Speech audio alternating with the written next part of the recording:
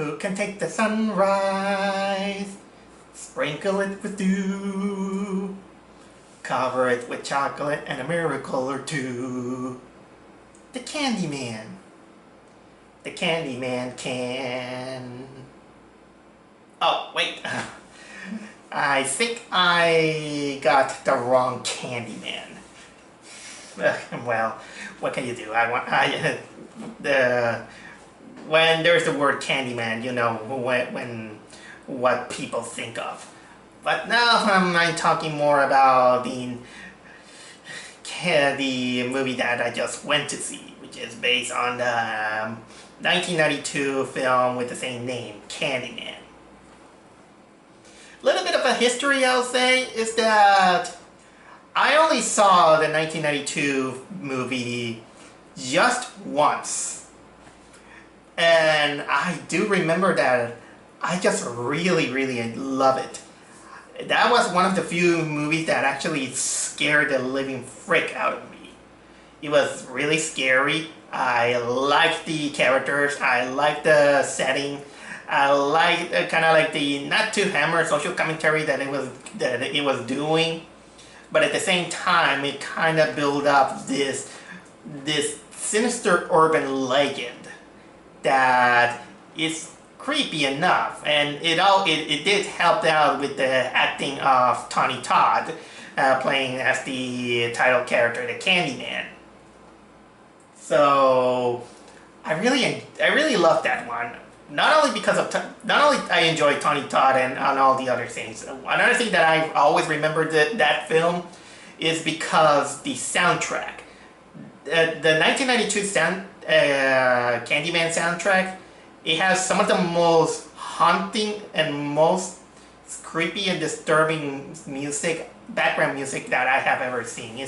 It's kind of like as far as I can remember, something between sad, but at the same time something really eerie. So I only saw it once. There are some things that I don't remember, but I am really eager to rewatch that film when I get the chance.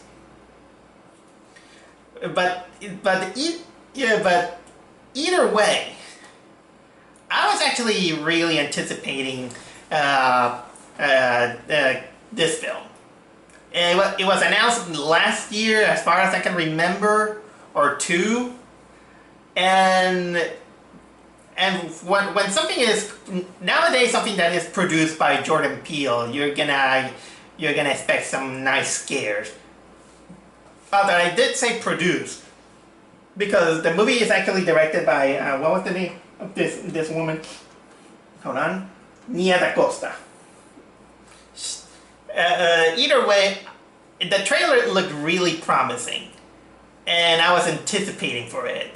The day I kind of almost forgot because when the movie kind of stopped because of the pandemic, I just went along and just say, okay, I'm gonna see what other movies are gonna come out now that the restrictions are kind of been lifted at the moment. Kind of a little bit in the same veil that happened with Spiral this year. But either way, I was anticipating this film, and probably even more than The Night House than this time. Because, well, if it looked promising, I felt that I wanted to go to that. I wanted to see something that it kind of deserves to become a horror icon, kind of in the vein of kind of like what was it, Freddy Krueger, Jason Voorhees, Leatherface, and so on. And well, here's the thing that I want to say. I went on the first day of screening in AMC. I decided that I wanted to have an experience, so much that I bought a bucket of DP popcorn and sneak into it, because I normally don't eat on movie theaters, but I felt that this kind of felt like it's gonna be great, and there was indeed a little bit of a packed house. Honestly, a little bit before I talk about the movie is that that is probably one of the most mixed feelings that I had with the audience. When I said, because it was noisy, it was a noisy audience. Normally, I will hate it when it's noisy because they don't shut the freak up and they don't let you enjoy the film. But mostly I criticize it when it's about children because most of their emotion doesn't come off because of the reaction of the movie. But this one, at least it was so noisy, but there were people just trying to hold on some of the supposed scares that this movie had and some of the imagery, and so honestly, I kind of enjoyed the audience.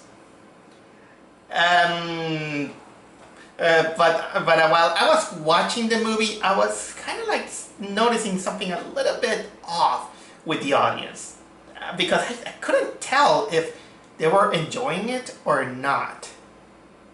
But then my answers came. When the movie ended, the audience was aghast. So much that I took the opportunity to record it. And here's the audio just in case.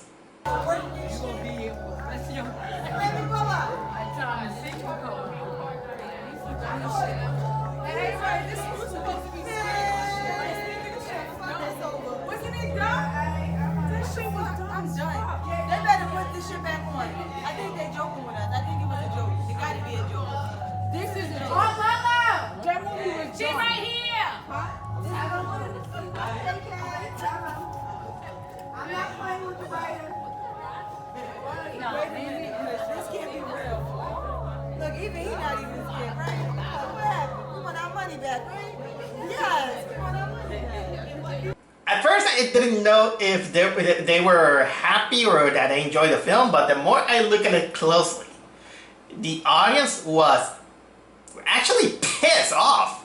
They was like, oh, that movie was so dumb that so much. I asked one of the viewers because that viewer kind of mentioned saying that she wants to see how she feel like she wants to react on a YouTube video, and they say, yeah, I do that. I actually do vlogs on YouTube. I didn't tell what it is because I don't want to over promote myself because I'm not popular. I just do this as a hobby. So she technically told me that the movie was dumb. The movie was pretty bad and she hated it or something like that. And so it got me a question. Was the movie really bad? Do I have to side with the audience or do I have to side with myself? So I decided to check on the other reviews, and the critics' review were kind of positive. I'll say they were positive on it, but then there are some others that have mixed feelings of. But then I began to analyze because I always try to become neutral, trying to agree and disagree, kind of in kind of this level. So I decided to level myself. It took me some time for it, and I come to this conclusion that I had even at the beginning of the film. I mean, at the beginning and the end of the movie, is that I really want to like it as much as some of the critics do, but unfortunately, this is a mixed bag.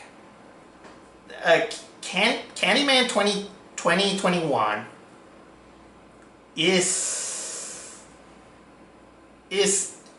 I'm not gonna say that it's a bad movie, but it's a visually stunning film that unfortunately its substance, it feels a little bit too hammered down on the message that it wants to do, that it technically loses some of the important aspects of the Candyman franchise, which is the horror, the mythos, and it stumbles due to mostly kind of clumsy writing in which they had the idea, but then it feels like they wanted to make so much that it loses its focus. And the final product comes off as a very, very above average film. And I'm gonna get to that.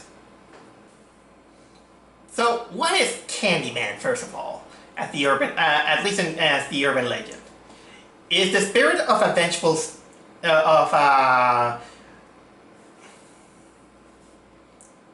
what is Candyman in the first place? It's a vengeful spirit of a plantation slave who fell in love with a white woman, and of course, because it was kind of this time period, they lynch him and they kill him, and basically he then becomes kind of like an urban legend in which, almost similar to Bloody Mary, someone can summon him by saying his name 5 times in front of the mirror. You go, the guy says Candyman, Candyman, Candyman, Candyman, Candyman 5 times, and then the spirit is summoned. The spirit is summoned. It has a hook for a hand. It can summon bees, and basically it kills off the summoner, but also tries to terrorize them. So yeah, that's basically is. It's kind of like its own take from the Bloody Mary from the Bloody Mary story, or the Biggie Smalls if you go for South Park logic. I will always remember that South Park episode with Biggie Smalls. But anyway, I'm gonna talk about the 2010 movie. If I forget some things about the other movie, I apologize. It's kind of like I tried to barely remember. But anyway, by the way, when did I say 2010? I think 2021. Okay, this version of the Candyman is centered around this artist. Played by Yahya Abdul-Mateen II. He's an artist. His name is Anthony. He a little bit pompous, but still kind of like good natured in a way or another. He's doing his own things. He's struggling to get a good gig on his artistry because one, he wants kind of like the art critics, they say that he's not exactly that good. He's losing his touch, and the other reason, of course, is that, well, he just feels passionate on creating something that is gonna show off the struggle of black people being gentrified and the injustices of white people and everything. So in the first time they begin to mention that, you kind of know where this is going. And just in case I do repeat myself, that I'm sorry, I technically don't like to generalize people by their colors, like black, white, yellow, or something like that. Not because of racism or something like that. I just try to be polite, just in case, and I just want to identify people more about what they are instead of of their colors. But if I had to identify just for physical sake, sometimes it's inevitable. It's kind of like trying to not say that a Smurf is blue. Okay, I'm derailing a little bit, but the point is that this artist feels want to make this representation on his art, and he gets the inspiration by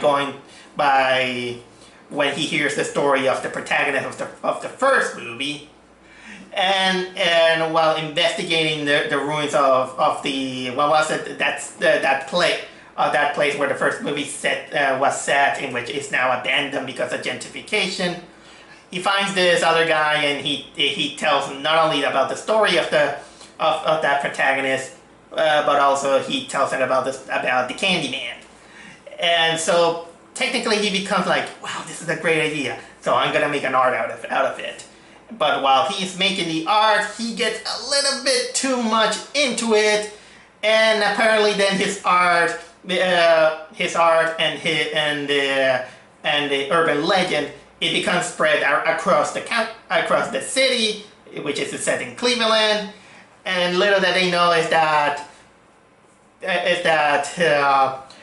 murders are happening, and from what we see is because, well, the Candyman, after a long time not being seen, it's been now being called by people who are trying the urban legend because his artwork encouraged saying that you must say Candyman 5 times in the mirror, and of course they get killed.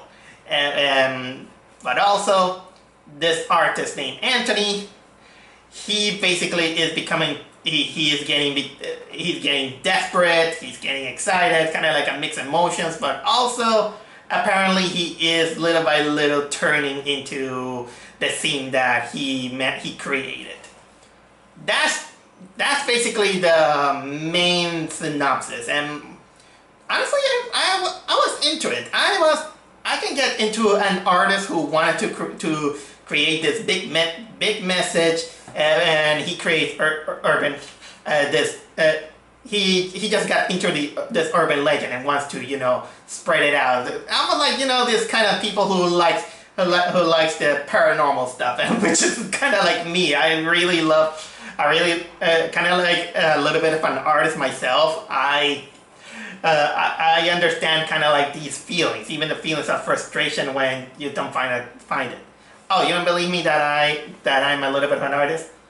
Well, it's more of a hobby, I'll say, just like these vlogs.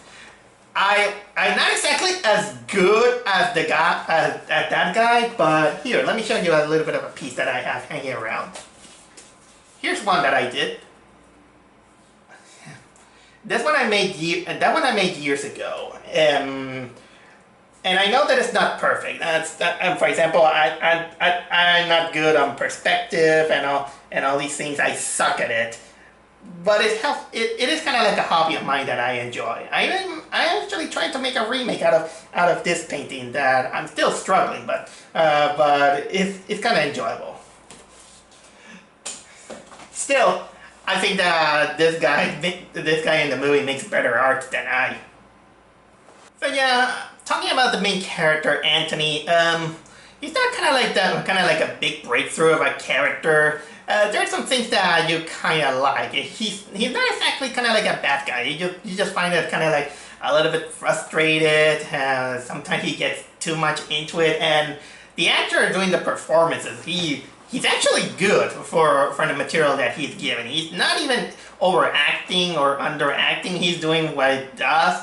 Some other characters that I can say about that also appear in the movie is Anthony's girlfriend.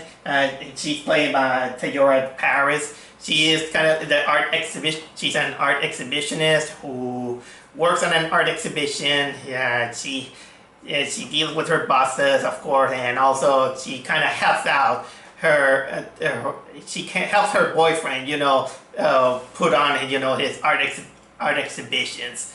There's also kind of like their friends. One of them who is not exactly memorable. He's kind of like this white dude, and that in which he's hooked up with another friend with this black guy who I don't know. I think he was played by, what was the name of the guy? Nathan Stewart Jarrett. Man, this guy kind of his acting. They wanted to make him gay, but he comes up kind of like effeminate.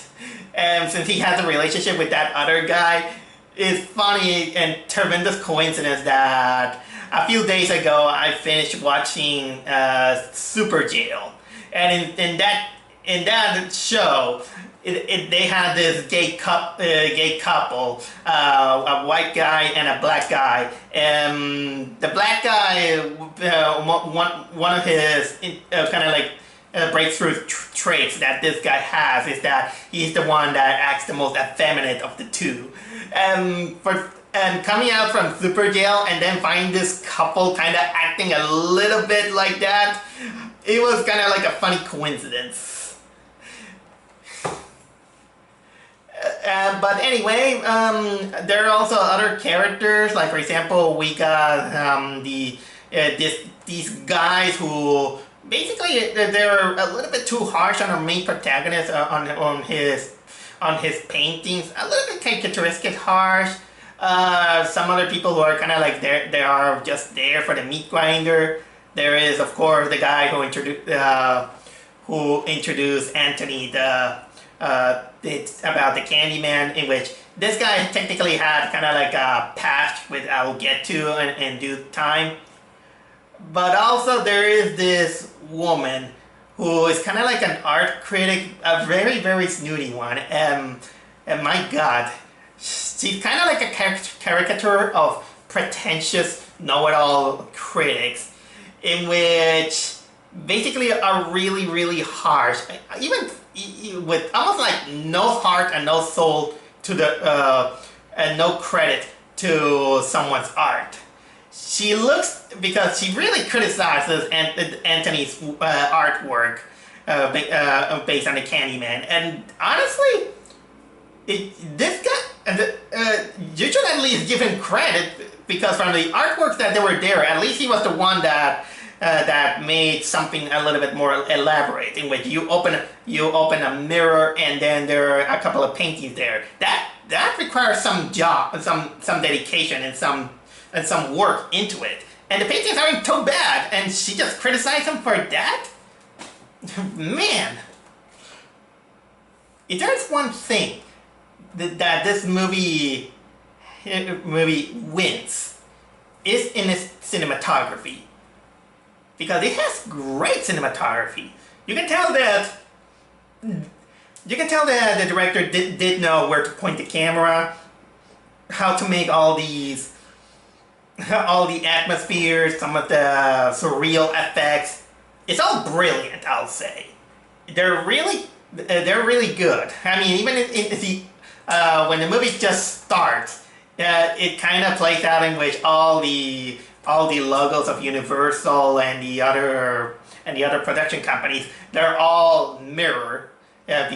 Well, they wanted to play out because Candyman also appears in mirrors. How can I say? We get some shots that are really inventive or sometimes kind of like surreal.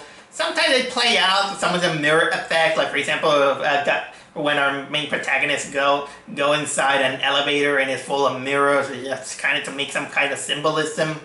Although some of them are actually kind of clever.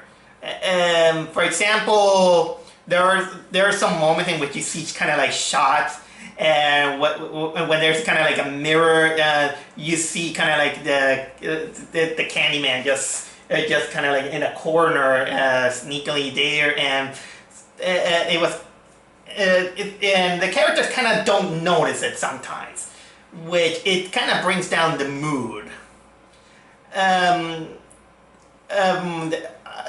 then there's also one of the kills that I'm not gonna exactly reveal what it is, but you're gonna notice, in which there is this kind of like nice kill in which it kind of pans out, kind of like the side of from the window. You just see kind of like panning out. You see kind of like the character that it stays alone, and then kind of this invisible force, / the Candyman, attacks the victim, and it stays there kind of like long. There's no audio, no music.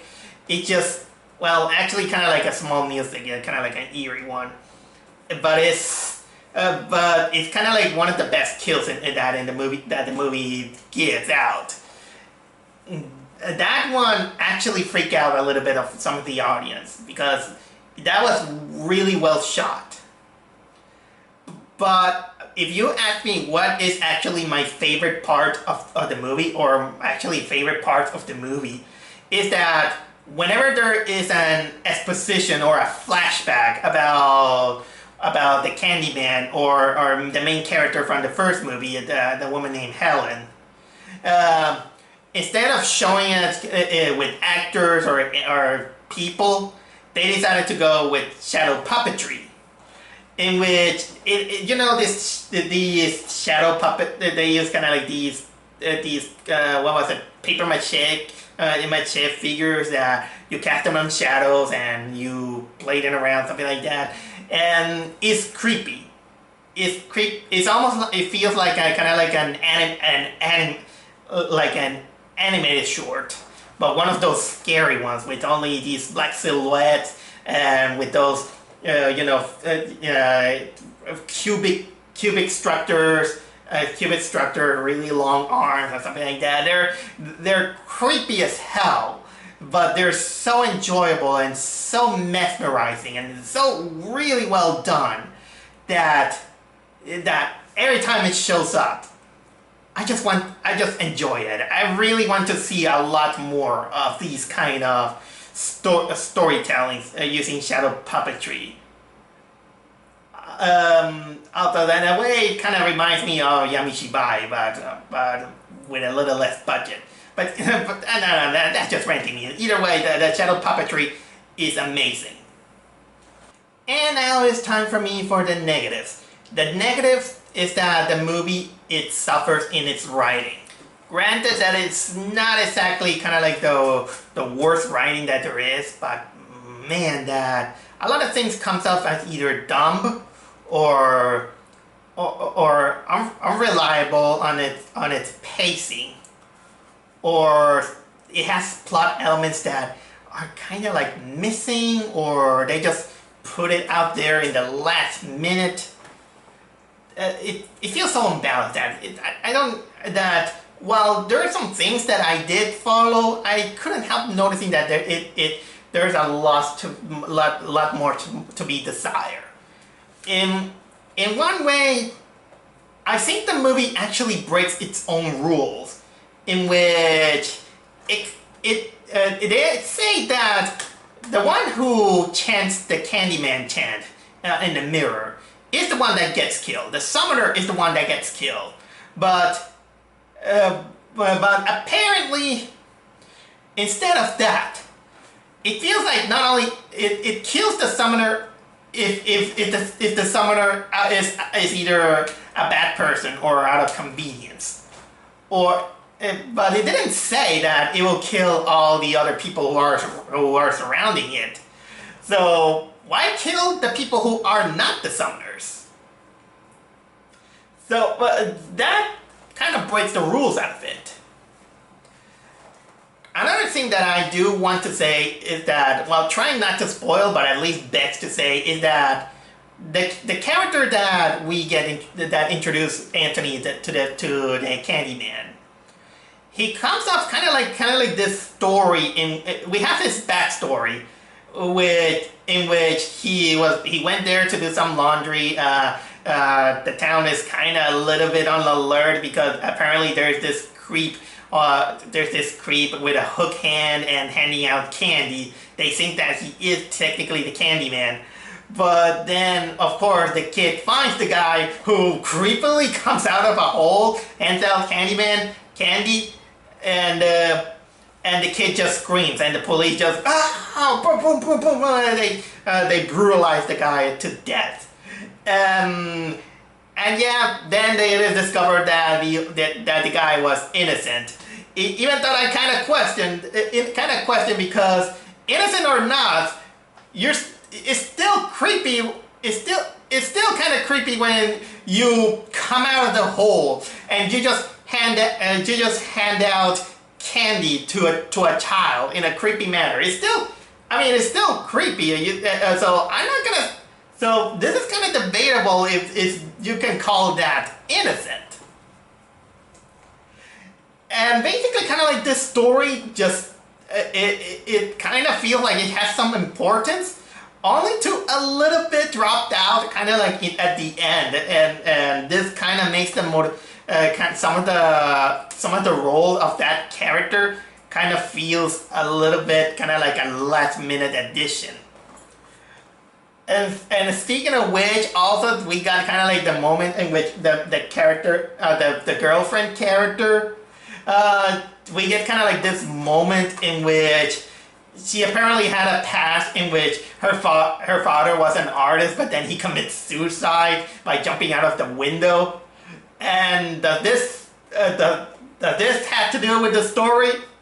no, is forgotten. There was kind of like a moment in which they references, but you can easily take out that moment. It doesn't affect nothing because they just left it there. I don't know why. Doesn't have anything to do with the Candyman.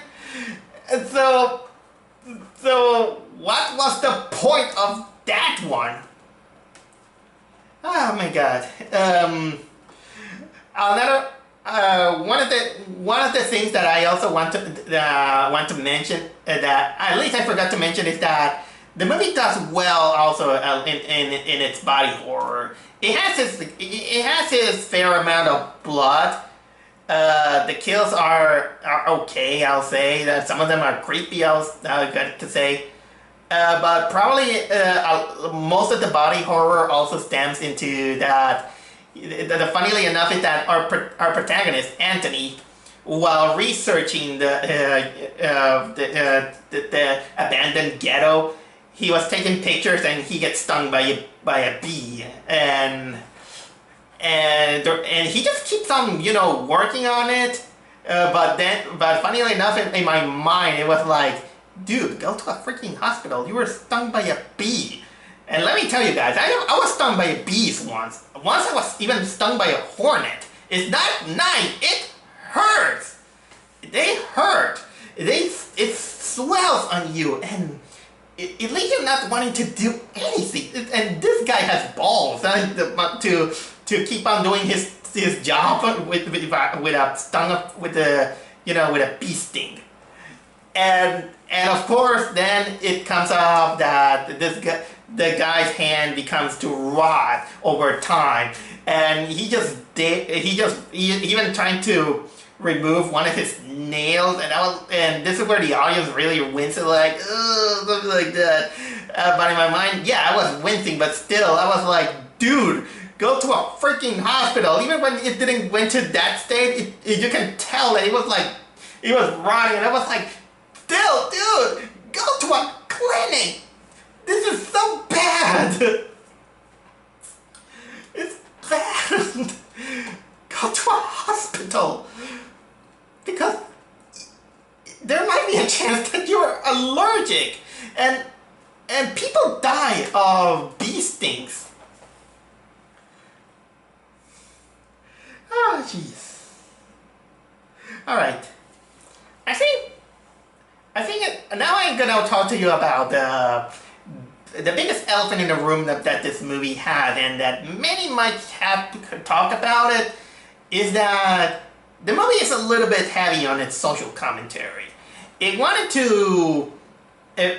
it wanted to make it so bad and wanted to be so pro to its community that it wanted to when you piece all the things together, you kind of begin to notice that the biggest point that they wanted to make on the Candyman is that they wanted to make him kind of like a paranormal justice warrior. They wanted to make kind of like this paranormal vigilante that is gonna protect the kind of like the innocents from the powers of gentrification, corrupt policemen, and all these things. By the way, the way I'm telling you, I'm trying to go a little bit as soft as possible, so because I'm normally neutral in that, and considering that there are people that are a little bit kind of sensible to this, I'm just trying to not make a big fire out of, something that is, well, a movie. So basically, yeah, the movie tries to hammer down a little bit of that social commentary about gentrification, the power of how people from the ghettos have to move onto these big houses that they can't afford or something like that. Although I will have buy it a little bit better if we could have seen a little bit more struggle at least on our protagonist. I mean, making him kind of live kind of like this house, he's feeling, and I understand he has kind of like these his struggles in artistry because they don't take him kind of like seriously. Even though some of his paintings are, again, they're pretty good. But still, I will have buy it a little bit more. You can see that his social economic status was a little bit kind of low, a little bit lower, I'll say, and at least by sight. Because either way, he really looks like he's living nice in a nice apartment, an apartment that I can't even afford. So that part kind of doesn't technically work. Although I did kind of like that there are kind of like different, that people are technically saying kind of like different versions of one character, of one thing that happened with the legend of the protagonist of the first movie, and then with another, which is also helped out by Vanessa Williams reprising her role as one of the characters from the first movie. So that's but still a lot of the things feel that these kind of overshadows a little bit of the horror. It takes kind of like a while to, you know, get into it. And when the Candyman appears, it's one of the things that I felt like, yeah, that's technically not what I was looking for. I was looking for, you know, the Candyman horror aspects. Until then comes a moment in which, well, how can I explain?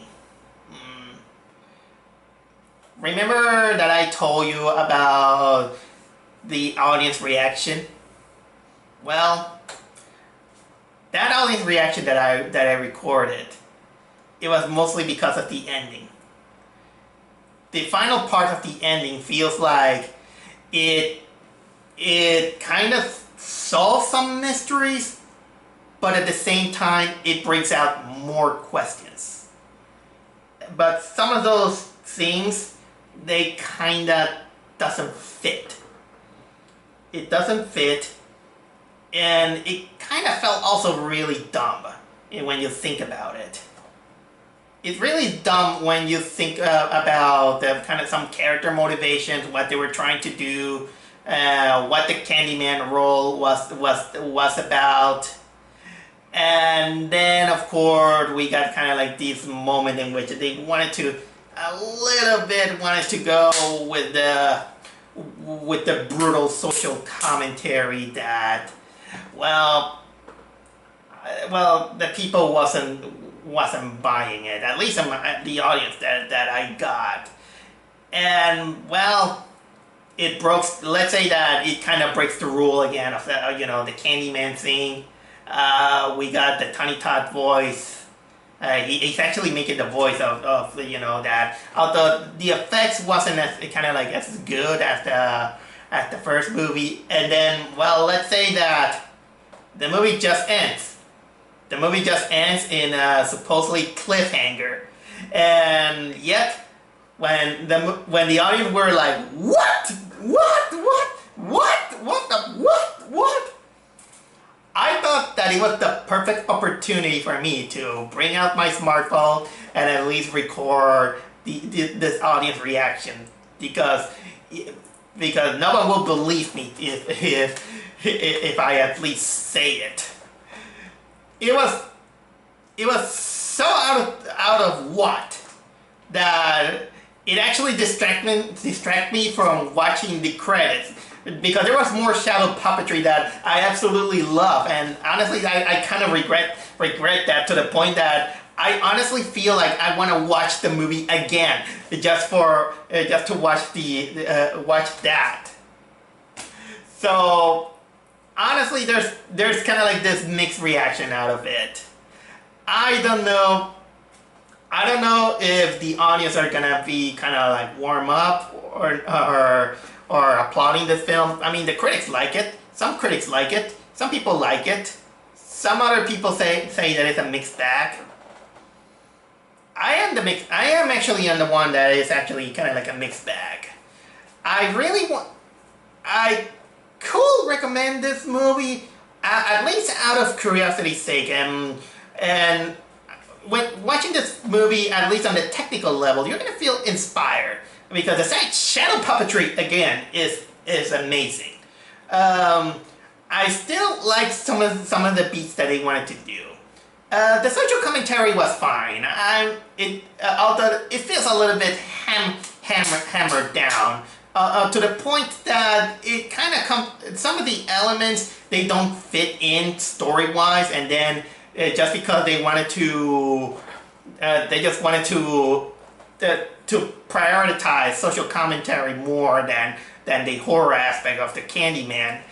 This is when the pieces begin to fall apart, especially in the at the end.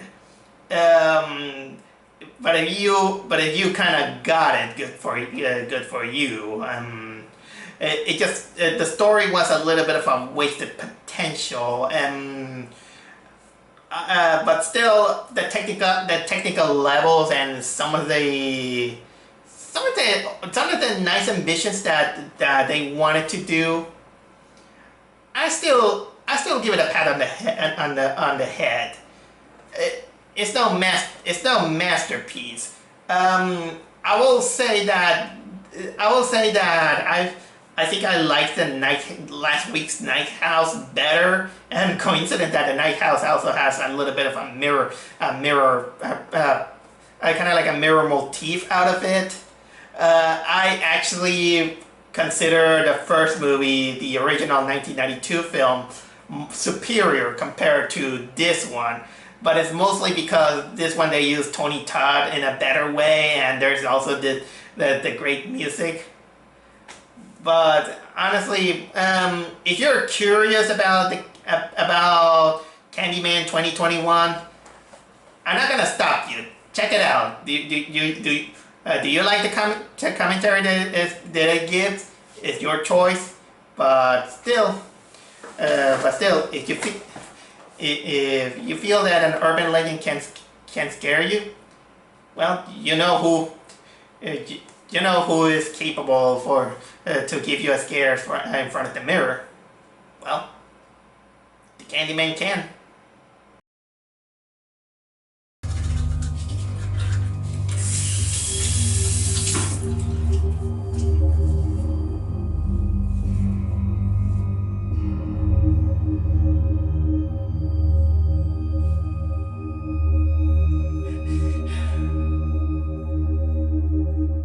Candyman. Candyman. Candyman. Candyman. Candyman. Who can take a sunrise, spring and